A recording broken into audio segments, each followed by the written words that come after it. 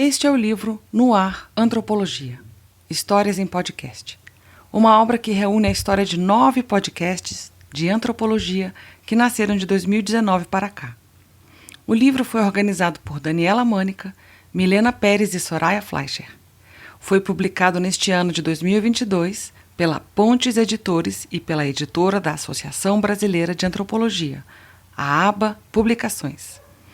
Recebeu financiamento do Programa de Pós-Graduação em Divulgação Científica e Cultural, do Laboratório de Estudos Avançados em Jornalismo e Instituto de Estudos de Linguagem da Universidade Estadual de Campinas e do Decanato de Pesquisa e Inovação da Universidade de Brasília.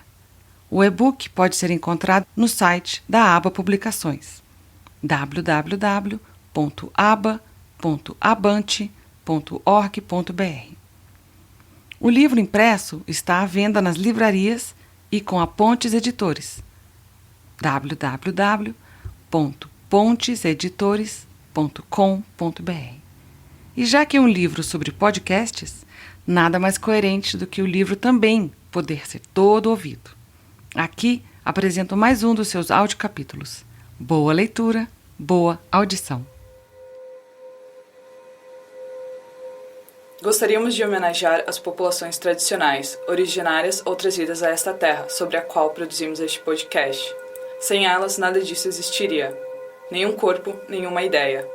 Pelos imigrados, pelos traficados e pelos turistas no país da Cobra Grande, este podcast se destina a todos curiosos, profissionais ou amadores.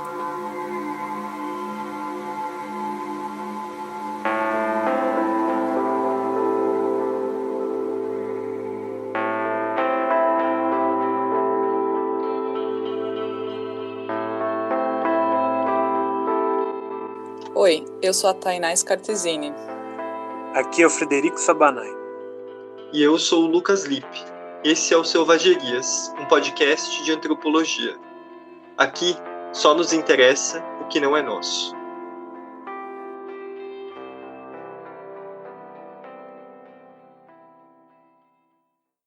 Dentro de contexto, o ambiente sonoro do Selvagerias, por Frederico Sabanai, Lucas Lippe e Tainás Cartesini.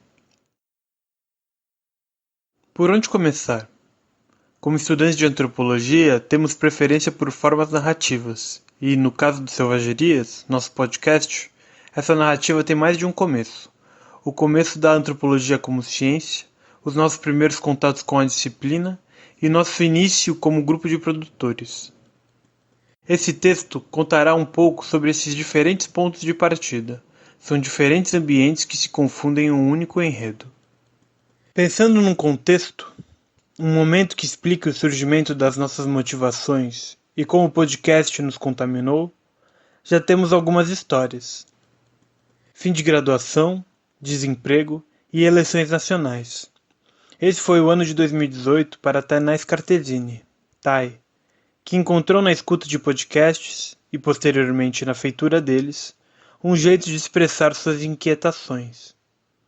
Era também uma maneira de continuar discutindo antropologia.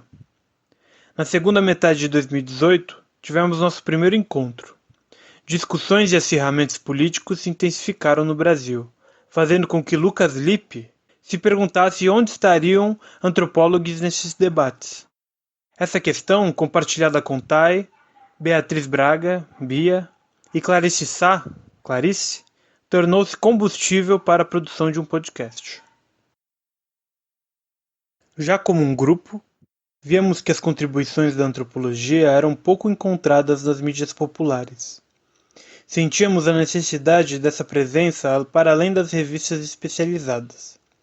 E se essa área particular das ciências sociais nos provoca a exercitar múltiplos caminhos narrativos, a história da disciplina tem que circular em diferentes espaços. Há muito a ser contado, mas principalmente muitas maneiras de contar. Um podcast, portanto, seria um veículo privilegiado para experimentação. Alguns meses de reuniões convergiram com as inquietações e a vontade de Frederico Sabanai, Fred, de se arriscar em práticas pouco difundidas na formação de ciências sociais. Rodeado por esse desejo, Fred encontrou na construção da paisagem sonora do Selvagerias a junção de interesses distintos. No episódio 4, por exemplo, em que falamos sobre o fim do mundo, misturamos instrumentos musicais com som de vento e de ambientes em silêncio. A intenção era construir uma sensação de vácuo, de vazio, que invadia as falas constantemente, confundindo-se com os ruídos de fundo da gravação. Assumimos que o som produzido por diferentes fontes, instrumentos musicais, animais e fatores climáticos, eram peças úteis para compor uma experiência auditiva. Fred, por sua vez, trouxe consigo Matheus Bravin, Mate, que estudava letras e já tinha formação em audiovisual, ajudando o coletivo com sua experiência em edição. O formato de podcast, uma mídia em áudio disponível em aplicativos e sites na internet, viu seu consumo e sua produção aumentar muito desde 2018. Essa forma de comunicação, até aquela época, não era explorada por profissionais da antropologia no Brasil. A inexistência de formatos impostos ou de limites de duração para cada programa dá total liberdade criativa para quem deseja produzir. Um desafio ao mesmo tempo difícil e estimulante. Além disso, a mídia em áudio correspondia ao nosso principal objetivo: ser uma ferramenta para que as discussões da antropologia atingissem um público mais amplo, além do pequeno grupo de estudantes que se dedica a estudá-la. Encontros, inquietações e motivações. Uma atmosfera precisa de estudantes das humanidades. Cenário em que os ataques a essa área do saber científico ganhavam força. O ano de 2018 e seu ambiente pleno de tensão nos provocou a dar concretude aos nossos desejos. Como começar? Essa pergunta cabe não somente ao texto. Ela nos persegue desde o nosso primeiro encontro. Onde gravar? Era preciso encontrar equipamentos, lugares adequados para a gravação, pessoas que nos ajudassem com a edição. Sobre o que falar? A quantidade de temas e estudos antropológicos nos obrigavam a escolher um caminho. Por diferentes razões, mantivemos nosso engajamento com Selvagerias, mesmo depois da pandemia. Cada um de nós tem uma perspectiva diferente sobre como nos apaixonamos pelo fazer antropológico, o que nos convidou a estudar antropologia, assim como aquilo que nos provocou a produzir um podcast. São diferentes pontos de vista que ora nos aproximam, ora nos afastam. E esse constante movimento é o que nos une. Graduação em Ciências Sociais na capital paulista. Os corredores do prédio no meio da Faculdade de Filosofia, Letras e Ciências Humanas, FIFELESH-USP, ambientes em que muitas coisas acontecem. As lanchonetes também. Abastecimento de cafés e lanches é essencial. Manter o cérebro funcionando demanda energia. O piso vinílico cinza dos corredores internos, que combina com as portas das salas de aula também cinzas, as longas filas das lanchonetes no horário do intervalo, as árvores, os jardins e os gramados que preenchem os espaços externos dos prédios. As pessoas, assim como seus cigarros, cafés e comidas, que davam cheiro e sabor às rodas de conversa, também são importantes componentes do cenário que nos formou. Uma mistura de tabaco com filosofia, café com sociologia, quibe vegetariano com antropologia ou qualquer outra combinação à escolha. Um cardápio verdadeiramente variado e que nos provoca a pensar. No Brasil, quem deseja se formar em antropologia comumente ingressa numa faculdade de ciências sociais. São poucas as universidades que oferecem cursos exclusivos na disciplina. No caso da Universidade de São Paulo, USP, onde nos graduamos, a antropologia segue acompanhada da ciência política e da sociologia. Essa característica é importante, pois demonstra como nós, antropólogos do Brasil, nos aproximamos de nossos estudos. Geralmente, quando falamos em antropologia, não falamos antropologia social ou antropologia sociocultural, porque para nós isso está implícito. A antropologia sociocultural estuda os aspectos que unem e diferenciam a humanidade em coletivos, sociedades, grupos, etnias ou culturas. É uma ciência que está ligada às humanidades. Em outros lugares, por outro lado, a antropologia social é ensinada junto da arqueologia ou da antropologia biológica, com seus diferentes ramos, como a antropologia física, a antropologia médica e a antropologia evolutiva. Essas disciplinas também estudam a humanidade, mas com um outro olhar. A conexão com essas duas áreas, antropologia biológica e arqueologia, direciona a uma maior preocupação com a humanidade em seus aspectos também biológicos. Contar nossa trajetória como coletivo é um exemplo do que antropólogos socioculturais fazem. Ao longo de nossa formação, lemos um conjunto de textos parecidos, assistimos a aulas de professores comuns, acabamos por fazer amizades com pessoas que compartilham das mesmas referências. Por consequência, nossas visões de mundo particulares começam a se confundir com as coletivas. Nossos pontos de vista individuais assumem uma outra tonalidade. Aprendemos a misturar nossas ideias com as de outras pessoas, mas isso não significa que perdemos o que nos diferencia como sujeitos. Compartilhamos de muitas opiniões e concordamos com muitas análises, mas temos preferências, escolhas, personalidades e gostos distintos. Mas são os acontecimentos que nos levaram à formação do Selvagerias que importam, se quisermos abordar essa história por meio da antropologia sociocultural. A trajetória de cada um é bastante diversa. Lipe, o mais velho da turma, já havia estudado medicina veterinária também na USP, mas abandonou o curso depois de alguns anos. Escolheu as ciências sociais pois acreditava que elas dariam uma visão mais crítica sobre o mundo. Sua intenção era fazer da teoria social conteúdo de filmes. Ele não quis ingressar num curso de cinema, pois acreditava que seria técnico demais, que fosse ensinar a mexer com equipamentos e a escrever roteiros. Era mais relevante para o Lipe aprender a analisar nossa sociedade de maneira mais complexa e profunda. Bom, quanto a isso, não podemos negar que foi uma escolha acertada. Antes com filmes, agora com podcasts, a vontade inicial de Lipe de produzir conteúdo para um público mais amplo permanece.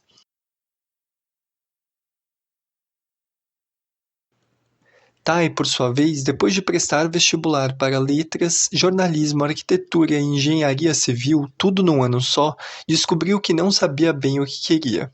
Por influência de uma psicóloga e lendo um pouco mais sobre o campo, achou que as ciências sociais eram boas para pensar.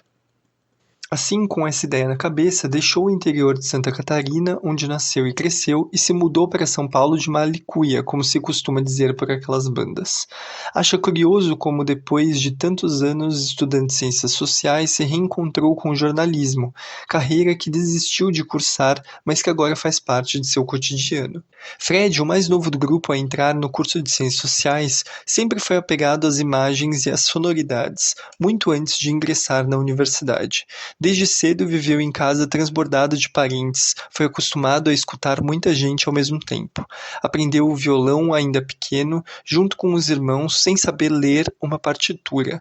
Talvez por isso acabou colaborando para que não ingressasse em um curso superior de composição de música, por conta da falta de erudição. Prestou vestibular para Ciências Sociais logo após as movimentações de junho de 2013, um momento conturbado que reinseriu o anseio por um debate político incessante em toda uma juventude. Logo, reencontrou o ato da escuta ativa e da observação atenta por meio das abordagens presentes no campo de formação em antropologia. O Selvageria surge então de um encontro entre colegas, uma amizade entre fins de graduação que se viram atrás da seguinte pergunta: mas afinal, qual a diferença da antropologia para outras ciências sociais? No primeiro episódio do Selvagerias, o que é antropologia, conversamos com Fernanda Arias Peixoto e Marina Vanzolini, professores do Departamento de Antropologia da USP. Ao longo do programa, falamos de algumas definições para essa ciência, por meio das quais discutimos nossa formação e nosso ofício.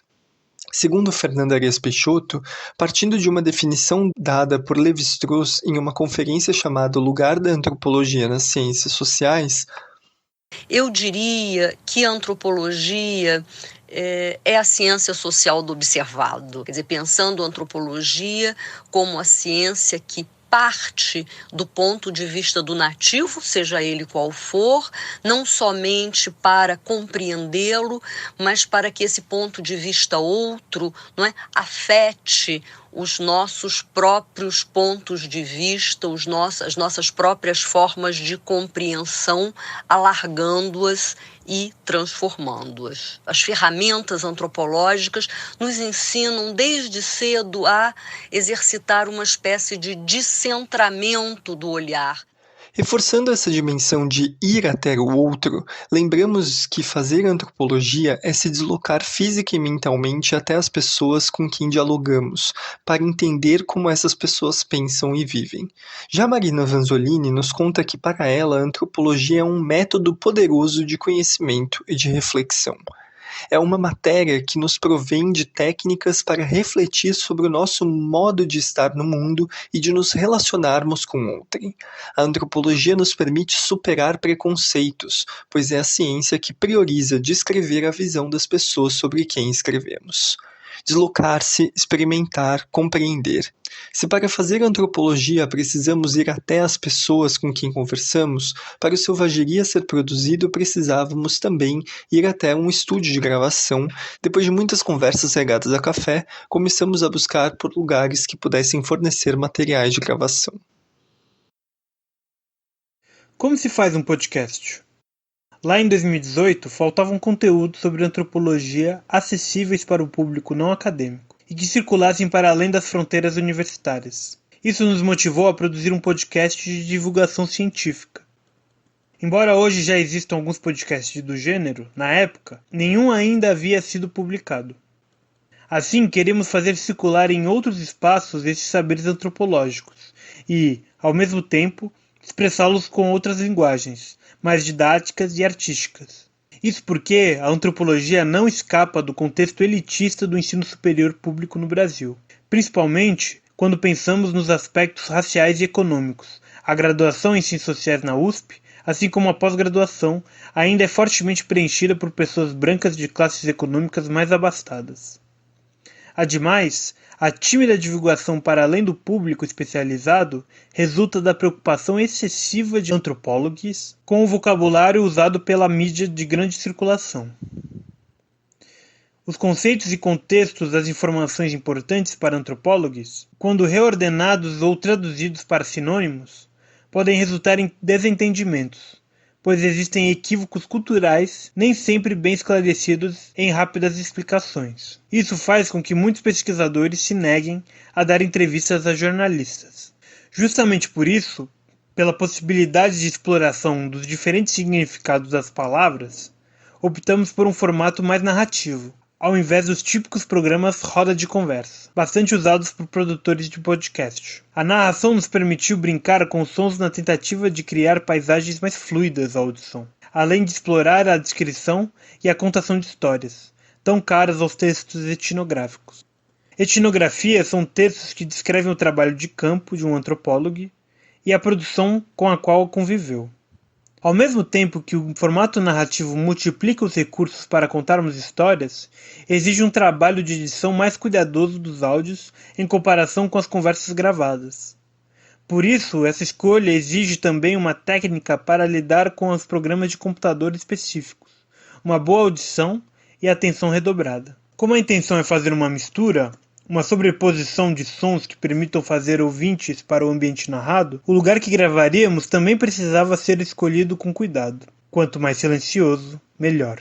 Afinal, onde gravar? O fato de a USP ser um destino comum, onde íamos com mais frequência, tornava-a uma alternativa mais óbvia. Decisão estratégica, porque a mobilidade urbana na maior cidade da América Latina, São Paulo, é sempre um problema que se impõe. O trânsito é uma interferência dos deslocamentos, mas também pelo barulho que provoca. Precisamos de silêncio. E no campus do Butantã, estaremos também em relativo isolamento dos barulhos da cidade. O que acham de estúdios de gravação? Ainda melhor. Mas onde existem estúdios na USP?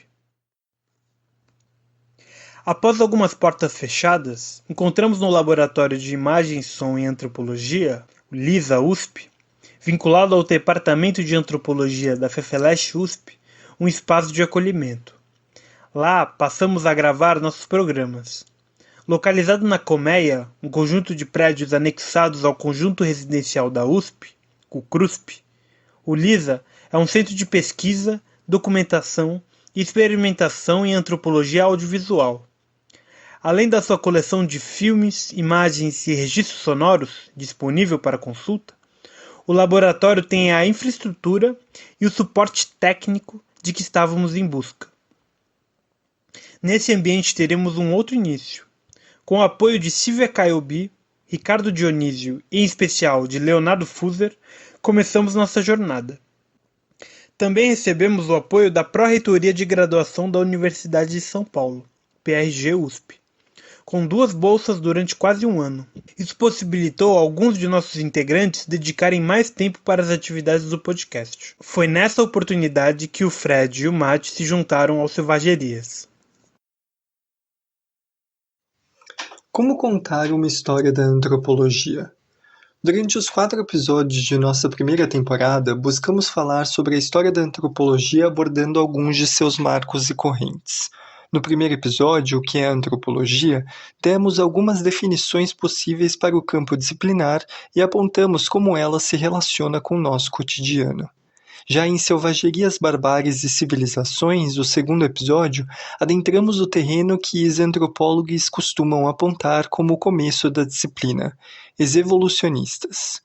No terceiro, Um Caldo à Brasileira, focamos no início da antropologia no Brasil. E no último episódio, Os Fins da Antropologia, brincamos com os diferentes significados da palavra fins, que pode significar tanto finais como finalidades. Exploramos uma vertente mais jovem da disciplina, além de comentar grandes acontecimentos de 2020, a crise ambiental e a pandemia de Covid-19.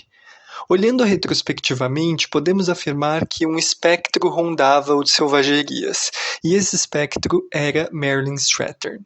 A antropóloga britânica, nascida em 1941, é conhecida internacionalmente por seus trabalhos sobre formas de parentesco e a respeito dos Hagen, povo nativo da Papua Nova Guiné, ilha melanésia situada próximo da Austrália. Em particular, fomos movidos pela discussão dela em Fora de Contexto, as ficções persuasivas da antropologia.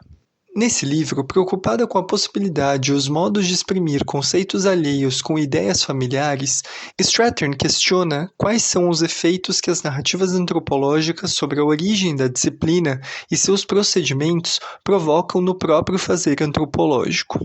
Em resumo, a discussão da autora sobre e a antropóloga como escritora nos ajudou a pensar o modo como contaríamos a história da disciplina, tema de nossa primeira temporada. Percebendo que poderíamos trilhar múltiplos caminhos, tivemos de escolher uma história e um modo de contá-la, dentre tantas outras possibilidades narrativas. Lidávamos então com o problema de como apresentar para um público amplo o que as antropólogas fazem, como trabalham e o que ou quem pesquisam. Assim, paramos também para pensar na forma como aprendemos a história da antropologia ao longo de nossa própria formação, a qual, de certo modo, tornou ilegíveis alguns autores tidos como evolucionistas, tais como Sir James George Frazer, Edward Bernard Tylor e Lewis Henry Morgan.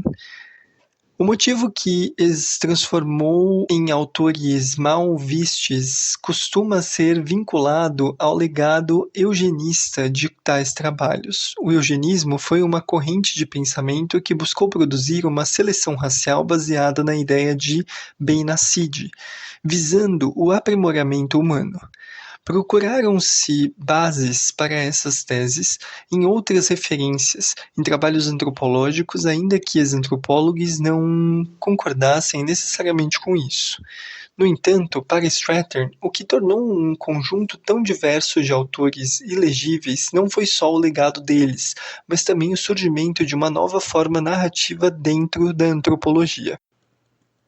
Os antropólogos evolucionistas se aproximavam de seus leitores, que eram seus companheiros de nacionalidade, classe e ou etnia, e lançavam um olhar exótico para outros povos e culturas.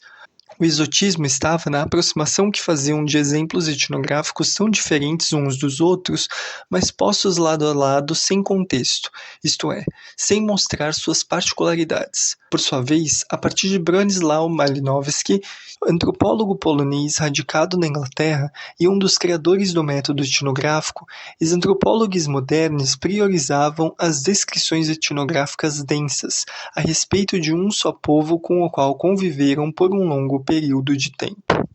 Logo, queríamos ler de novo esses autores, experimentando novos olhares sobre os clássicos da disciplina, mas tratando com a responsabilidade os perversos efeitos que algumas de suas ideias ajudaram a fomentar. Com surpresa e prazer, nos deparamos com um Morgan muito diferente do que estávamos habituados. Encontramos um antropólogo engajado com as pautas dos povos nativos norte-americanos e que desenvolveu uma duradoura amizade com seu interlocutor de pesquisa, o jovem Seneca L. Parker, para quem Morgan dedicou o livro Liga dos Iroqueses e a quem, inclusive, ajudou criando conexões com a sociedade branca dominante. Essas relações lembram mais os projetos de pesquisas colaborativos da contemporaneidade do que os estudos evolucionistas de então. De todo modo, por conta de nossa preocupação em construir uma narrativa sonora não exotizante, recorremos a uma estética irônica visando subverter o sentido usualmente atribuído a certas palavras. Isto é expresso nos títulos dos episódios, adicionando um tom de humor às referências, fossem elas antropológicas ou populares. Como é o caso de Um Cauda Brasileira, por exemplo, um episódio em que discutimos o projeto de miscigenação nacional. Portanto, fizemos uma referência à história da antropologia a partir de termos populares ao invés de termos acadêmicos. Nesse sentido, o nome do podcast Selvagerias faz uma dupla referência. Primeiro ao livro O Pensamento Selvagem, de Claude Lévi-Strauss, e o segundo à ideia de selvageria. No século XIX, alguns autores usavam as expressões selvageria, barbárie e civilização para categorizar os supostos estágios de evolução humana nesta ordem. No entanto, apenas os europeus eram considerados civilizados, o que denota o racismo de tais concepções. Então, por que usar um termo pejorativo? Bom, porque selvagem é também aquele saber indisciplinado, que não pode ser domado, e enfatizar isso é reconhecer a força presente no conhecimento de dites selvagens. Além do mais, o pensamento selvagem é, para o antropólogo Lévi-Strauss, uma forma de pensar a partir do sensível, isto é, a partir dos sentidos e da materialidade, um tipo de pensamento muito sofisticado e recorrente nas sociedades outrora descritas como selvagens, embora não exclusivo a elas. Pensando nisso, uma amiga nossa, Clarice Hash, primeiro sugeriu o nome selvageria, no singular, mas em seguida, por sugestão de uma professora apoiadora do projeto do podcast, Fernanda Arias Peixoto, foi colocado no plural como forma de apontar para o fato de que não existe um selvagem, ou uma selvageria. Dito de outro modo, com esse nome queremos dizer que o exotismo está nos olhos de quem vê, e não na forma de vida de quem é visto sob esse prisma. Foi também por causa da preocupação ética que formulamos coletivamente uma homenagem às populações tradicionais, sem as quais não haveria antropologia. Assim, inspirados num podcast australiano de antropologia, The Familiar Strange, e no Manifesto Antropófago, de Oswald de Andrade, escrevemos o seguinte trecho, presente em todos os nossos episódios. Gostaríamos de homenagear as populações tradicionais, originárias ou trazidas a esta terra, sobre a qual produzimos este podcast. Sem elas, nada disso existiria. Nenhum corpo, nenhuma ideia.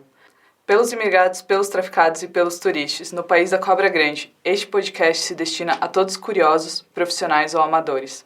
Oswald aparece em um outro momento, aliás. Nossa vinheta, Somos os Selvagerias e só nos interessa o que não é nosso, é uma apropriação de um trecho do manifesto.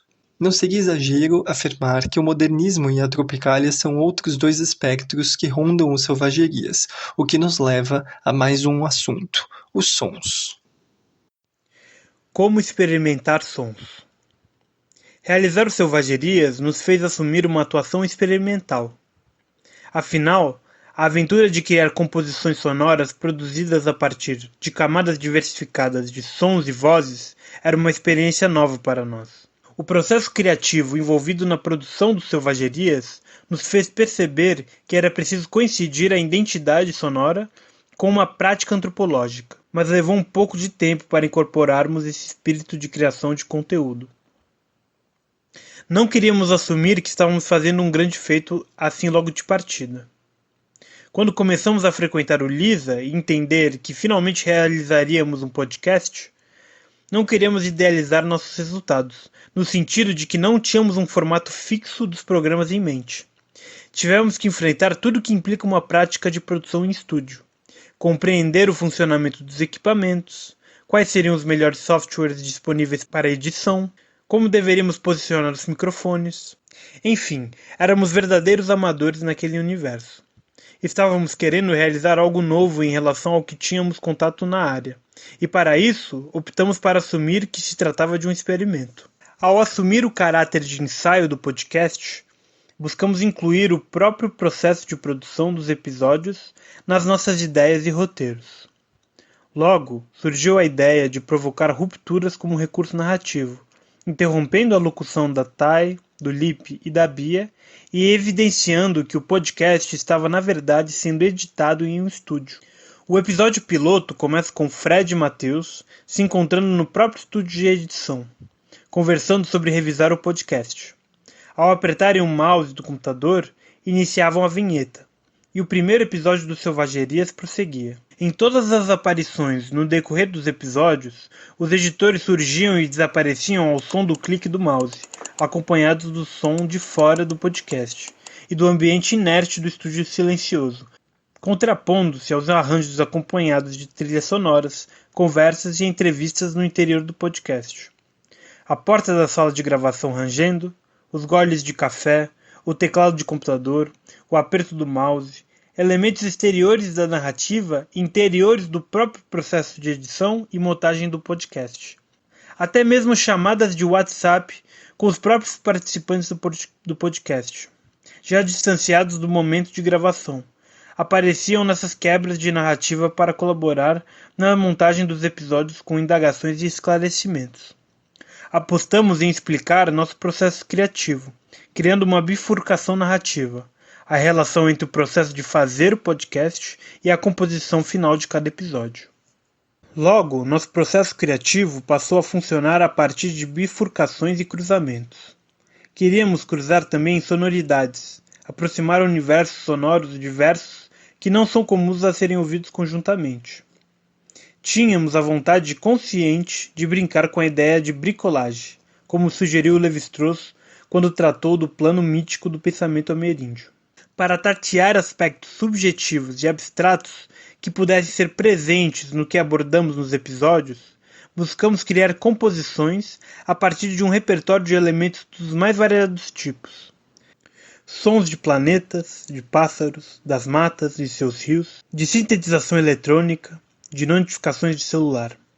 Queríamos priorizar o sensível da narrativa e trazer a percepção do conflito e da convivência de diferenças, através da composição de frequências sonoras variadas. Tentamos usar esse recurso para ajudar a pincelar tons de dramaticidade na narrativa construída, pontuando tensões, dúvidas e clarividências.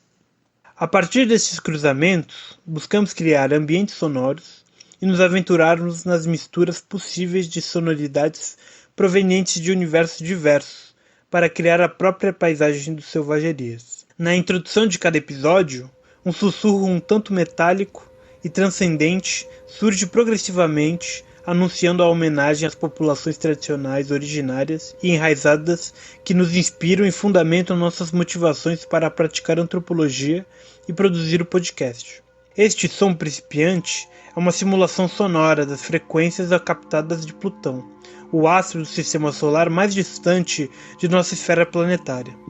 A locução de Thay, Lipe e Bia era acompanhada por uma diversidade sonora, batuques, dedilhados de viola e sintetizações de músicas vaporwave e faixas de videogame, conjuntamente com os sons dos seres e agentes que habitam as florestas. Por meio dessa amálgama narrativa, eram encadeadas as indagações e discussões com os interlocutores entrevistados. Elaborar composições narrativas requeria constantes debates sobre o que estávamos produzindo. Preocupamo-nos em como seriam feitos os deslocamentos e as experimentações das discussões, sem descontrair as palavras, simplesmente sobrepondo camadas de sons aleatórios. Ao realizarmos os Selvagerias, nos deparamos com o desafio de perceber as reverberações do que falamos, principalmente quando se trata sobre uma área de conhecimento dedicada ao que afeta, percebemos não apenas como produzir um podcast sobre antropologia, mas como exercitar uma prática antropológica. Os sentidos que tomamos em nossas criações estão contaminados pela disposição em conhecer diferentes modos de vida e de permitir que as suas narrativas montem arranjos em nossa cabeça. Permitimos ser contaminados pelas reverberações de distintos pontos de vista, para criar composições de nossas próprias narrativas. Quando voltamos os olhos para a nossa formação, em poucos momentos fomos apresentados às histórias de vida de profissionais da área com profundidade, como fizemos no episódio 2, Selvagerias, Barbáries e Civilizações, com acontecimentos da vida de Henry Louis Morgan, antropólogo estadunidense. Nesse sentido, o Selvagerias foi um jeito de darmos vazão a interesses diversos, que nem sempre podíamos explorar em nossas próprias pesquisas. Era também um passatempo para quem gosta de discutir antropologia até no tempo vago. E quem sabe, daqui para frente, possa ser um pontapé inicial na construção de uma cultura científica. Referências: O Manifesto Antropófago, de Oswald de Andrade, feito por Gilberto Mendonça Telles, em A Vanguarda Europeia e o Modernismo Brasileiro. Apresentação e crítica dos principais manifestos vanguardistas, pela editora Vozes, 1976. O Pensamento Selvagem, de Claude Lévi-Strauss. Tradução de Tânia Pellegrini, pela editora Papyrus, 1989. Fora de contexto, as ficções persuasivas da antropologia, seguido de comentários e respostas, por Melanie Strathern. Tradução e revisão técnica de Tatiane Lotierzo e Luiz Felipe Kojima Irano, da editora Terceiro Nome, de 2013. Frederico Sabanai. É graduado em Ciências Sociais pela Universidade de São Paulo, USP. Realiza a licenciatura pela Faculdade de Educação na Universidade de São Paulo, FEUSP. E é editor de som do Selvagerias Podcast. Estagiou no Programa de Monitoramento de Áreas Protegidas do Instituto Socioambiental. Com raízes no litoral paulista e no Vale do Ribeira, pesquisa conflitos socioambientais associados à monocultura extensiva, sociobiodiversidade e mudanças climáticas, além de atuar nos campos da educação, audiovisual e etnomusicologia. E-mail de contato: frederico.sabanai@usp.br. Lucas Lippe é aluno de mestrado em Antropologia Social na USP. Atualmente faz uma pesquisa etnográfica com caiçaras de São Sebastião, São Paulo, acerca da chegada da Petrobras no centro do município. Suas reflexões envolvem temas como desenvolvimento, memória e arquivo. Além disso, também tem interesse nos debates acerca da antropologia da ciência e das técnicas. Desde 2018, junto com Tainá e Frederico Sabanai, tem produzido Selvagerias, pois entende ser de extrema relevância exercitar distintas maneiras de comunicar o fazer científico para públicos diversos. E-mail de contato: lucas.lippe.silva@usp.br. Tainá Scartesini, catarinense radicada em São Paulo, é bacharela em Ciências Sociais pela USP, especialista em jornalismo científico pelo LabJOR Unicamp. Atualmente faz mestrado em Antropologia Social, também pela USP, onde pesquisa o projeto de créditos de carbono desenvolvido pelos Paité Suruí. Interessa-se por debates interdisciplinares entre etnologia, ecologia e economia, com foco nos temas de mudanças climáticas e CIT, Ciência e Tecnologia. Desde 2018, produz o podcast Selvagerias com colegas de graduação. Acredita na palavra e na escuta. E-mail de contato: taiscartesini@gmail.com.